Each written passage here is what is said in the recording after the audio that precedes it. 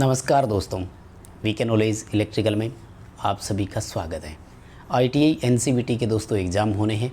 CBT question paper, उसमें काफ़ी important question previous ITI पेपरों से रिपीट हो जाते हैं। आज की इस वीडियो में हम आपको इंपॉर्टेंट क्वेश्चन प्रोवाइड करवाने वाले हैं जो पिछली आईटीआई परीक्षाओं में पूछे गए हैं। आई होप इनमें से क्वेश्चन आपको देखने को मिल जाएंगे। वीडियो कंप्लीट लास्ट तक जरूर देखना। प्रतियोगी परीक्षाओं की भी अगर आप तैयारी कर रहे हैं तो भी आपके लिए वीडियो इम्पोर्टेंट है। विशेष तौर से हिमाचल प्रदेश एसएससी के द्वारा जो एग्ज़ाम होता है उसमें भी क्वेश्चन निम्मी पीडीएफ से ही आते हैं। आई होप कि आप अच्छे से तैयारी कर पाएंगे। कंप्लीट वीडियो लास्ट तक देखना। चैनल से पहली बार जुड़े हैं तो सब्सक्राइब ज़रूर करना और ये वीडियो अपने दोस्तों को फॉरवर्ड ज़रूर कर देना। आओ आज के क्वेश्चनों से शुरू करते हैं। देखिए, क्वेश्चन नंबर 1 जो है वो आपके सामने है, आपकी स्क्रीन पर है, आप देख पा रहे होंगे। और सवाल शुरू करते हैं। मैं थोड़ा कलर सेलेक्ट कर लेता हूं ब्रश का। आइए, सवाल पूछ रहे हैं कि कंट्रोल ट्रांसफार्मर के साथ कंट्रोल पट क्यों प्रदान किए जाते हैं। चलिए थोड़ा सा इसका ब्रश का साइज सेलेक्ट कर लेता हूं ताकि देखने में भी आसान रहे। ओके, ज़्यादा बड़ा हो गया, कोई बात नहीं। आइए ज़रा, ठीक है। क्या सवाल पूछ रहा है आपसे, देखो कि कंट्रोल ट्रांसफार्मर जो होता है उसके साथ, यानी कि थोड़ा सा क्वेश्चन क्या है, हिंदी आने से क्या कन्वर्ट हो गया। मैं आपको रिपीट करके और इंग्लिश के साथ एक्सप्लेन करवाता हूँ। सवाल ये कह रहा है कि कंट्रोल पैनल जो होते हैं ना उसमें कंट्रोल ट्रांसफार्मर क्यों दिया जाता है। दोस्तों, कंट्रोल ट्रांसफार्मर जो नाम है ना, इसी से आपको समझ आना चाहिए। एक्चुअल में क्या होता है कि पावर सिस्टम पर जब भी आप जाएंगे, फील्ड में काम करने का आपको मौका मिलेगा, तो कॉन्ट्रैक्टर को 2 तरह की सप्लाई चाहिए होती है।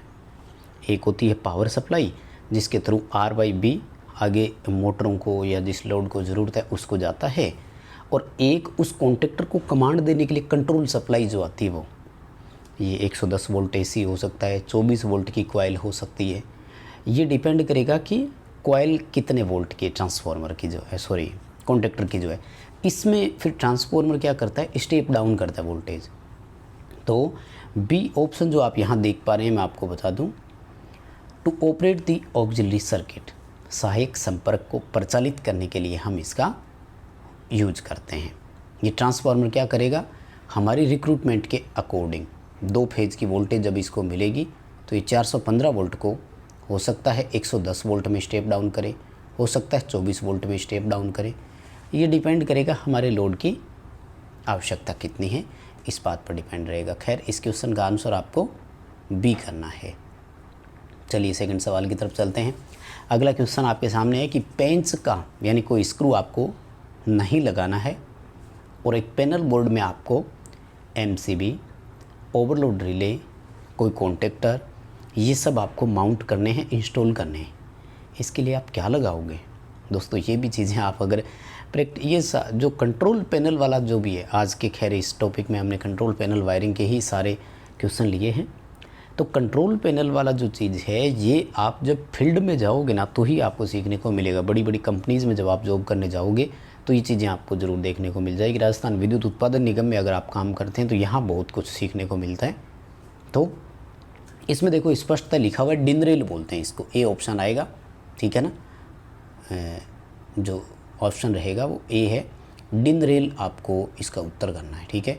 डिनरेल क्या होती है ये भी मैं आपको बता दूं। एक बार ब्रश का थोड़ा सा साइज छोटा और कर लेता हूँ, है ना, कुछ अलग लग रहा है ना। चलिए अब ठीक है। तो डिनरेल क्या होती है, एक तरह से PVC चैनल टाइप का या GI चैनल होता है जिस पे अपन सीधा ओवरलोड या कॉन्ट्रैक्टर लगा देते हैं। इसके लिए अपने को कोई स्क्रू या लगाने की ज़रूरत नहीं होती है। पहले इस डिनरेल को फिट कर दो, बस इसके लिए 2 स्क्रू लगते हैं और बाद में सब इस पर सीधे इंस्टॉल करने होते हैं। घरों में आजकल MCB जो लगाते हैं ना वो ऐसे ही लगते हैं। ए ऑप्शन इसके लिए आपका सही रहेगा। आगे देखो, ये क्वेश्चन भी ऐसा है जो बार बार एग्ज़ाम में आया है।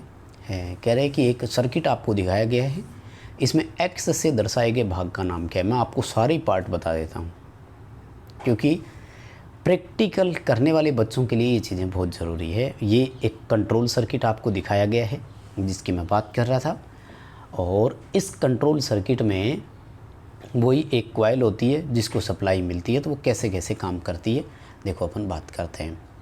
सबसे पहले देखो, ये आपकी जो इसमें सॉरी कोयल वाला भी सर्किट अधूरा लिया हुआ है, कोयल पूरा दिखाया नहीं है। कोयल एक्चुअल में यहाँ होगी दोस्तों, ठीक है ना।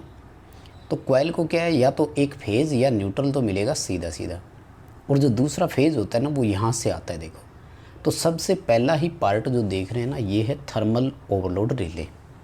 देखो कॉन्टेक्ट भी इन्होंने 95-96 लिखे हैं। प्रैक्टिकली जब भी आप देखेंगे वास्तव में यही चीज़ें लिखी होती है उसके ऊपर भी। और थर्मल ओवरलोड रिले की पहचान होती है कि कॉन्टेक्ट के साथ एक आयताकार आकृति हो, जैसे कि इस डायग्राम में भी आपको दिखाई गई है। उसके बाद में ये जो है ना, ये है स्टॉप पुश बटन, इसको अपन एनसी पुश बटन बोल सकते हैं। नॉर्मली क्लोज होता है, जो कि स्टॉप करने के काम आता है। फिर ये जो आप देख रहे हैं ये होता है एनओ पुश बटन, जो स्टार्ट करने के काम आता है। और ये जो ऊपर आप देख रहे हैं, जिसको मैंने राउंड कर दिया, थोड़ा डार्क भी कर रहा हूँ, ये है ऑक्सिलरी एनओ कॉन्टेक्ट, जो स्टार्ट कमांड छोड़ देने के बाद एनवीसी को होल्ड करके रखता है, जिसको मैंने कई बार पहले भी आपको एक्सप्लेन करवाया है। खैर आई होप आप समझ गए होंगे। इस क्वेश्चन का आंसर आपका डी रहेगा। थर्मल ओवरलोड रिले एक्स से दर्शाया गया है। यही डायग्राम ITI में बार बार भी आया है, और इसमें अलग अलग जगह पर अलग अलग जो है वो आपको इंडिकेशन देते हुए दिख जाते हैं। अगला सवाल देखिए, ये काफ़ी इंपॉर्टेंट है। UPPCL TG2 में भी आ चुका है, कंपटीशन एग्ज़ाम में भी आता है। सवाल बड़ा इंपॉर्टेंट है। और क्वेश्चन पूछ रहा है आपसे कि लाल, नीला और काला रंग से अंकित किए गए चालक कौन सी सप्लाई में होते हैं। ठीक ठाक है, अच्छा क्वेश्चन है। सवाल का जवाब बहुत तरीके से देना है, सुनिए ज़रा ध्यान से। ये आएगा DC 3 तार सप्लाई सिस्टम, ये उत्तर रहेगा। आपको मैं सारे ही बता देता हूँ। सिंगल फेज़ AC में 2 तारें होती है, फेज और न्यूट्रल। सिंगल फेज़ AC में न्यूट्रल के लिए ब्लैक यानी काले तार का उपयोग करते हैं, जबकि फेज के लिए जनरली R या Y का यूज करते हैं। बट R, Y, B तीनों में से कोई भी हो सकता है। 3 फेज़ AC सिस्टम अगर है तो वो फिर RYB के द्वारा दर्शाया जाएगा। उसमें रेड, येलो और ब्लू 3 कलर के तार होंगे। और 3 फेज़ का कोई अगर उपकरण है तो उपकरण पर फिर मार्किंग जो होगी वो UVW से होती है। ये मार्किंग वाला चैप्टर मैं थ्योरी में करवा चुका हूँ पूरा कंप्लीट, आप वहाँ देखें तो शायद ज़्यादा समझ पाएंगे। वायरिंग वाली प्लेलिस्ट में जाकर देखें, आई होप कि आप चीज़ें वहाँ बहुत अच्छे से समझ पाएंगे। अगला सवाल देखो, वापस आ गया। कंट्रोल पैनल के साथ कंट्रोल ट्रांसफार्मर क्यों लगाते हैं, तो करवाना नहीं है, बी उत्तर आएगा। वापस क्वेश्चन रिपीट हुआ है, कोई मतलब नहीं है। हाँ, सवाल अगला देखो कौन सा है, 5वां क्वेश्चन बनेगा। वैसे अब एक छोड़ दिया अपन ने।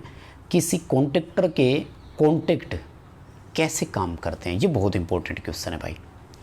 ये पूछ रहा है कि एक कॉन्टेक्टर में जो NO NC होते हैं वो NC और NO कैसे बनते हैं। मेन पावर कॉन्टेक्टर होता है ना, NO होते हैं। जैसे ही उसको कंट्रोल सप्लाई के थ्रू सप्लाई मिली, हमने कमांड दी, जो अभी कंट्रोल सर्किट थोड़ी देर पहले मैंने दिखाया था। कमांड देती वो पावर कॉन्टेक्टर पिकअप होता है, और पिकअप होते ही वो तीनों NO जो होते हैं वो NC बन जाते हैं।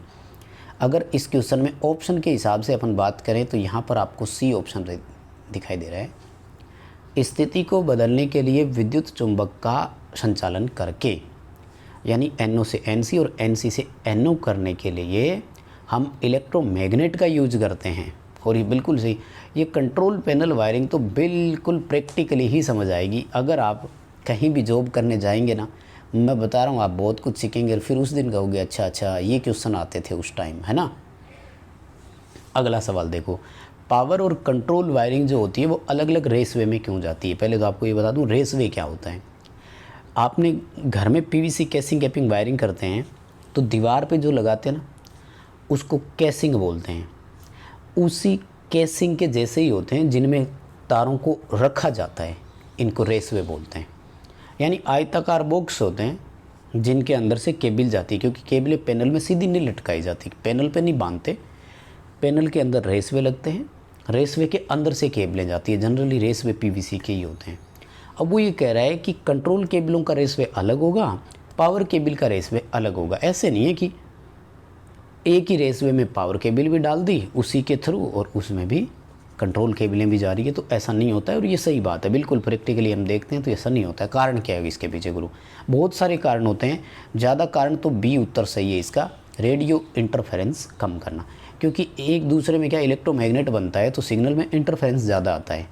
हालांकि इसके कई कारण होते हैं। ये ए ऑप्शन जो है ना, हीट कम करना, ये भी है, क्योंकि पावर केबलों में ज़्यादा करंट फ्लो होता है तो वो ज़्यादा हीट होती है, और कंट्रोल केबलों में कम होता है। लेकिन रेडियो इंटरफेरेंस बोलते हैं क्योंकि कंट्रोल केबल जो होती है ना, ये इंडिकेशन भी साथ में लेकर जाती है, जिसके थ्रू ये बताया जाता है कि हाँ ये ऑपरेट हो गया, ये ओपन हो गया, ये क्लोज हो गया, या स्टार्ट हो गया, स्टॉप हो गया, तो फिर उसमें डिस्टर्बेंसी आ सकती है।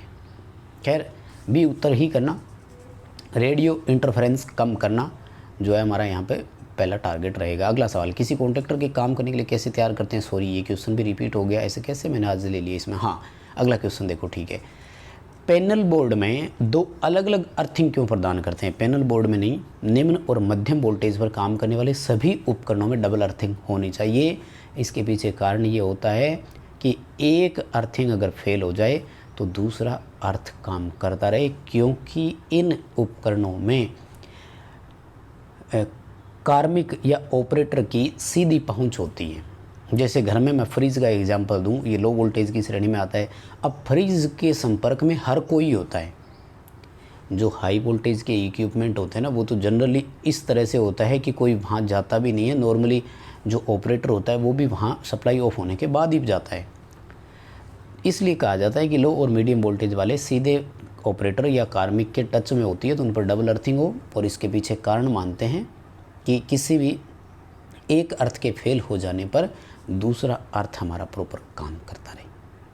क्वेश्चन आप देख रहे हैं तो डी उत्तर करना है आपको इस क्वेश्चन का। और मुझे लगता है आज ये जो तरीका है, थोड़े से डिजिटल वाली फीलिंग आ रही होगी आपको यार। रोज़ डिजिटल बोर्ड की मांग करते हुए भाई, जैसी व्यवस्था है वैसी अपना रहे हैं। आप सपोर्ट ज़रूर करें हमें, है ना। वीडियो को लाइक करना है, कमेंट करना है, शेयर करना है, और हाँ चैनल तो सब्सक्राइब करना ही पड़ेगा। अगला सवाल देखो, किसी सर्किट में लिमिट स्विच का उपयोग करेंगे? सॉरी, किस सर्किट में लिमिट स्विच का उपयोग होगा? देखो लिमिट स्विच जो होते हैं ना, मोटर से चलने वाली सर्किटों में होता है पहली बात तो। अब यहाँ दो एक जैसे ऑप्शन है जो कंफ्यूज कर सकते हैं। जनरली लिफ्ट हो गया, एसिलेटर हो गया, या जैसे कोई अपने प्लांट जैसे सिस्टम की बात करें तो यहाँ वाल्व लगे रहते हैं जो कि ओपन और क्लोज होने पर मोटर अपने आप रुकनी चाहिए। खैर अब ऑप्शन दिया गया है इसलिए तो एक करना लिफ्ट वाला सर्किट है। मोटर कंट्रोल सर्किट खैर इसमें अलग हो गया। मोटर द्वारा चालित गति वाले जितने भी होते हैं ना, उनमें बहुत सारे ऐसे सर्किट होते हैं जिनमें निर्धारित समय के बाद हमें कट करना होता है। भी जैसे एक वाल को मान लीजिए ओपन करना है तो थोड़े टाइम बाद में जब वो मोटर घूमेगी तो वाल तो खुल गया ना, अब थोड़ी मोटर को कमांड चलती रहे, खुल गया बात ख़त्म, मोटर बंद होनी चाहिए। ऐसा लिमिट स्विच ही कर सकती है। लिमिट स्विच में भी वही है, एनसी और एनओ ही होते हैं। कॉन्टैक्ट एनसी होता है, जैसे ही वो लिमिट वहाँ आकर पहुँचती है तो उसको दबाती है, दबाते ही वो क्या एनओ हो जाता है। एनओ होते ही कमांड ड्रॉप हो गई कॉन्ट्रैक्टर की और पावर सप्लाई डिस्कनेक्ट हो गई, है ना। तो चलिए दोस्तों, आज की क्लास में इतना ही करेंगे। आई होप कि आपको चीज़ें पसंद आई होगी। वीडियो लाइक कर देना, चैनल से पहली बार जुड़े हो तो सब्सक्राइब करना। वीडियो के डिस्क्रिप्शन में लिंक दिया हुआ है, हमारा एंड्रॉइड ऐप डाउनलोड ज़रूर करें और अपने दोस्तों को ये वीडियो फॉरवर्ड ज़रूर करें। मिलते हैं जल्दी नए क्वेश्चन लेकर आपके सामने।